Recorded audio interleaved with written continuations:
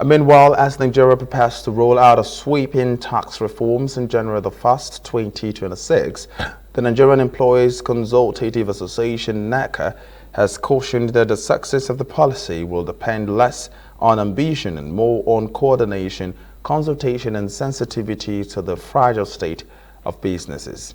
The Director-General of NECA, Adewale-Smatt Oyerinde, while speaking with the Labour Writers Association of Nigeria (LAWAN) during the end of the engagement, stated that while the 2026 hold promise as the year when Nigeria begins to reap the fruits of the ongoing fiscal and monetary reforms, it also coincides with the build-up to the 2027 general elections, an overlap that could complicate implementations.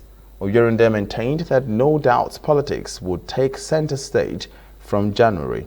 He warned that governance and economic reforms must not relegated to the background.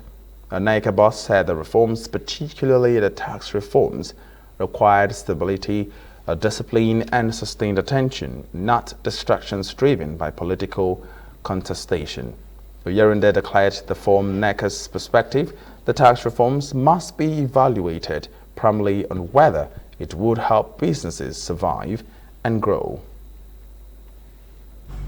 Will this reform help us to achieve the overall economic objective of growing this economy? Will it play a part, if not in whole, but will it play a part in helping SMEs to grow? Will it play a part in making the business environment a bit more hospitable? So when the private sector says an average business across the country is paying over 90 different taxes, levies and fees, it is not a conjecture, it is not statistics, it is real life number of taxes.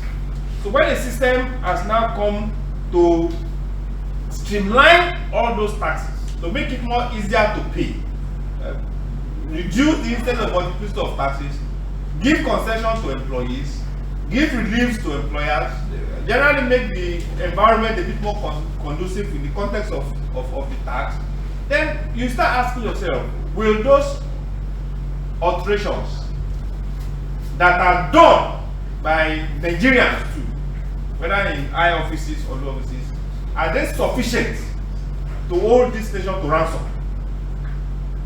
So when you arrive at your answer, then you can answer, look, for public good, I will go ahead with this. For whatever good, I will progress with this.